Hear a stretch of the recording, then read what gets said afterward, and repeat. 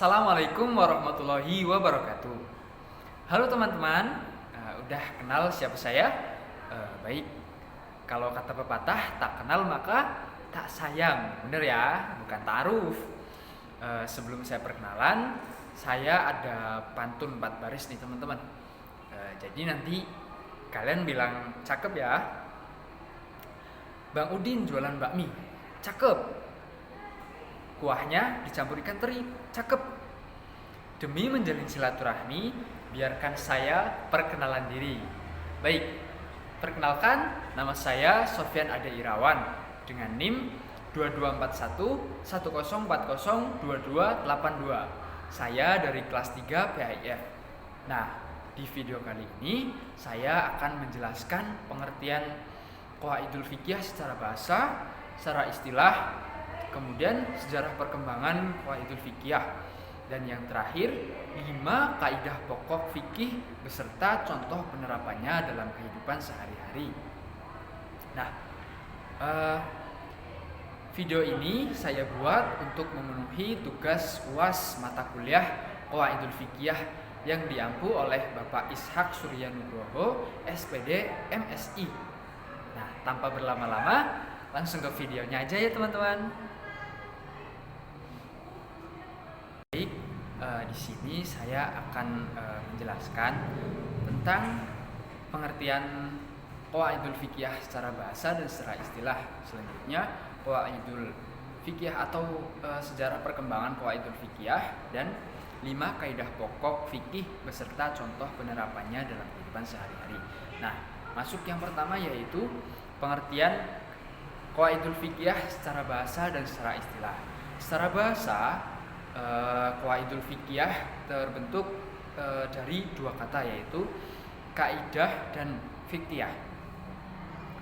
Secara bahasa, kaidah berarti landasan, pokok, dasar atau asas-asas. Sedangkan fikih secara bahasa berarti pemahaman yang mendalam. Nah, sedangkan Qawaidul Fiqh secara istilah yaitu kaidah-kaidah yang mengacu pada kaidah-kaidah umum yang mencakup berbagai masalah dalam fikih. Qawaidul Fiqh merupakan dasar atau fondasi dalam memahami hukum-hukum dalam agama Islam.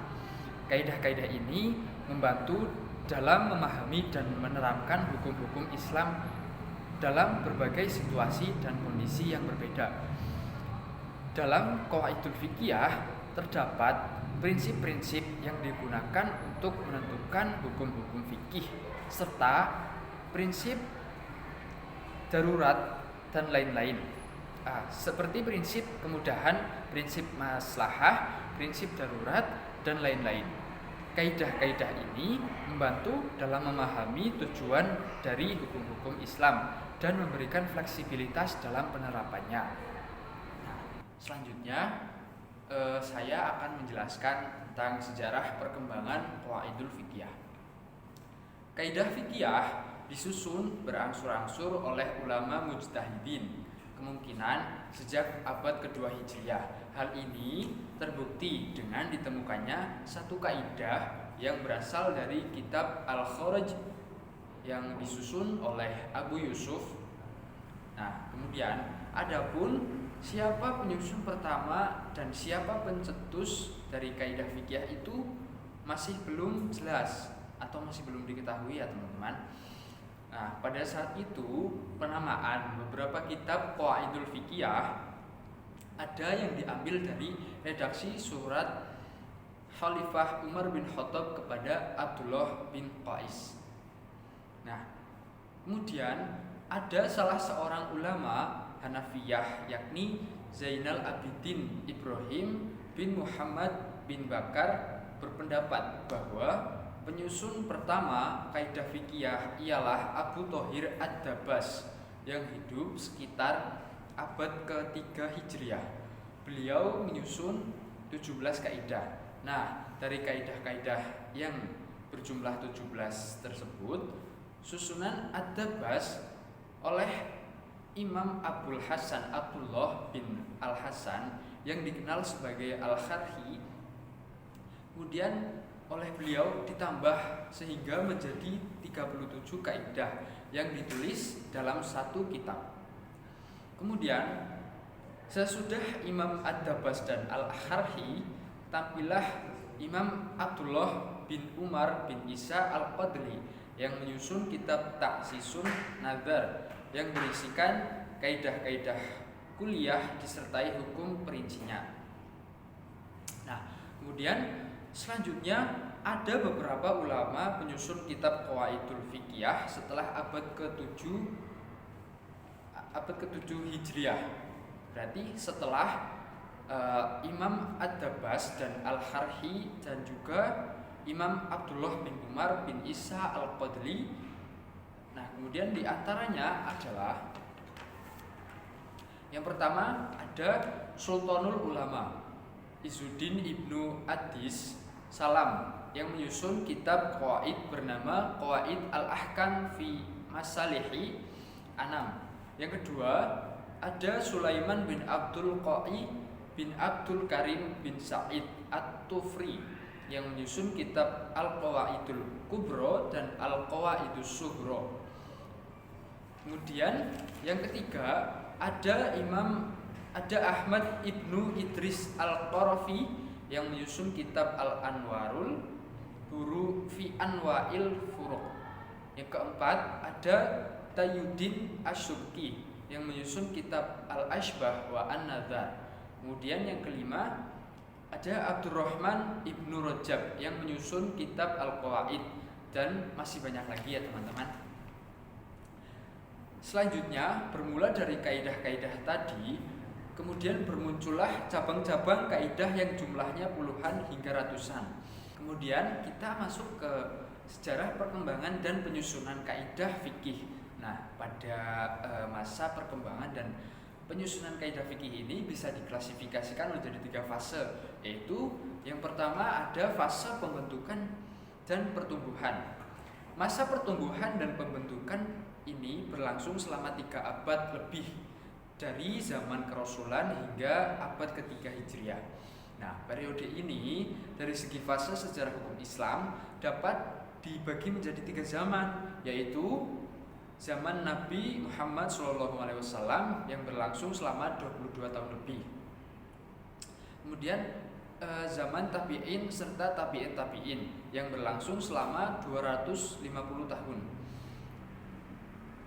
Nah, pada tahun 351 Hijriah atau 1974 Masehi, pada tahun tersebut dianggap sebagai zaman kejumadan karena tidak ada lagi ulama pendiri mazhab. Ulama pendiri mazhab terakhir adalah Ibnu Jarir At-Tabari yang mendirikan mazhab Jaririyah.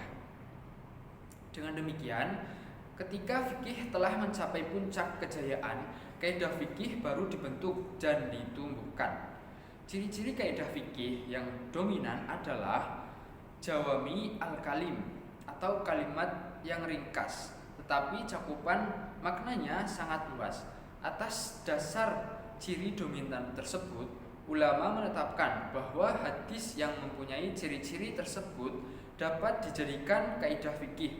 Oleh karena itulah, periodisasi sejarah kaidah fikih dimulai sejak zaman Nabi Muhammad SAW. Kemudian yang kedua, fase perkembangan dan kodifikasi. Dalam sejarah hukum Islam, abad ke-4 Hijriah dikenal sebagai zaman taklid.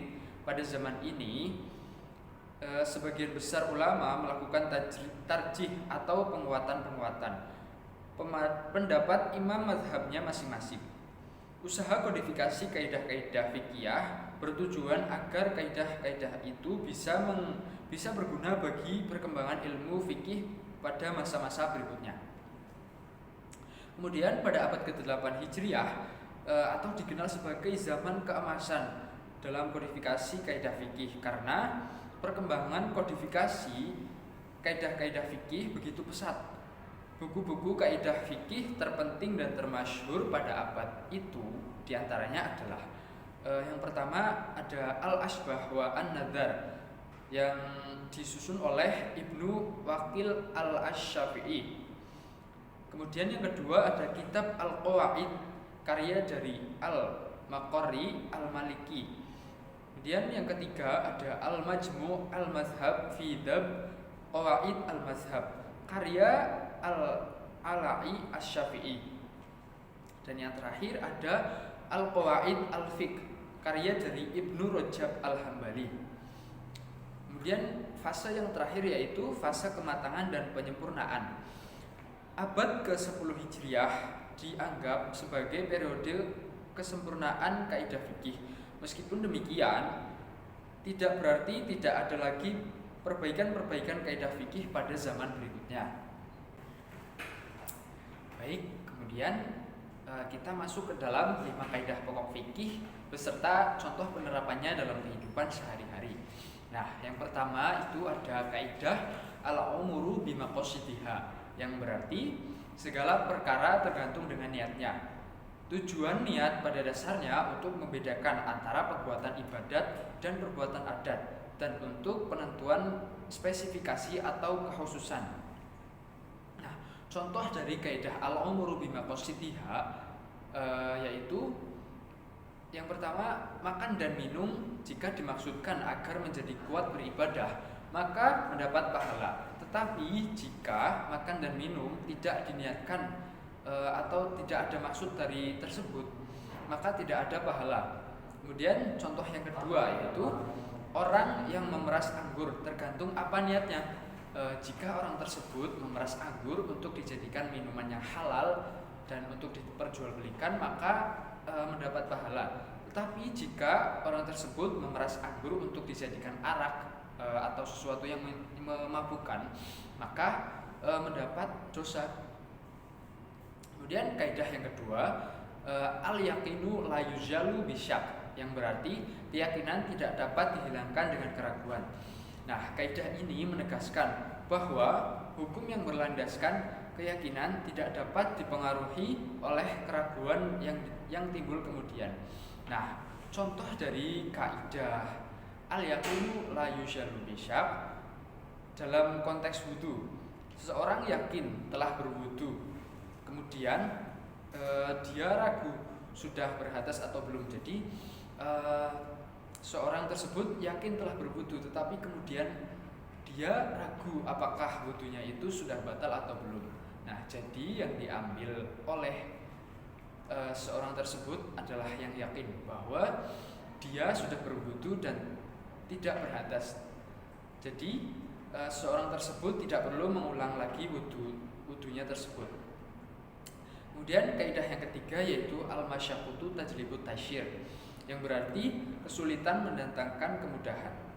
Kelonggaran atau keringanan hukum yang disebabkan adanya kesukaran sebagai pengecualian daripada kaidah hukum.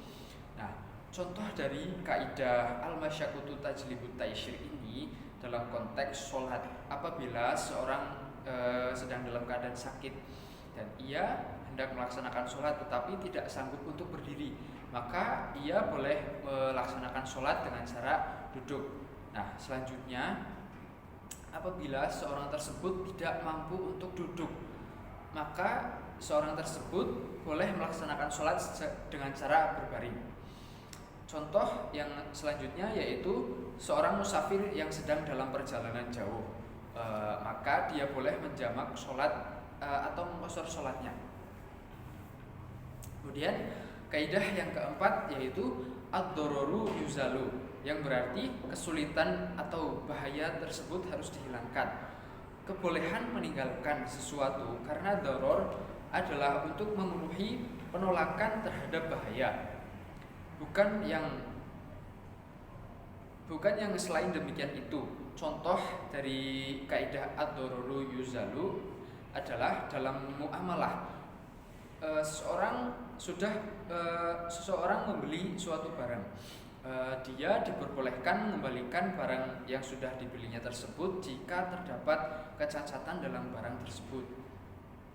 Kemudian kaidah yang kelima atau kaidah yang terakhir yaitu al-adatu muhakkamah, yang artinya adat atau kebiasaan bisa ditetapkan menjadi hukum. Nah, contoh dari kaidah al-'adatu muhakkamah yaitu yang pertama ada tahlilan, ada maulid nabi, halal bihalal, dan yang lain sebagainya. Mungkin itu dari saya. Terima kasih telah menonton video saya ini. Sekian dari saya. Wassalamualaikum warahmatullahi wabarakatuh.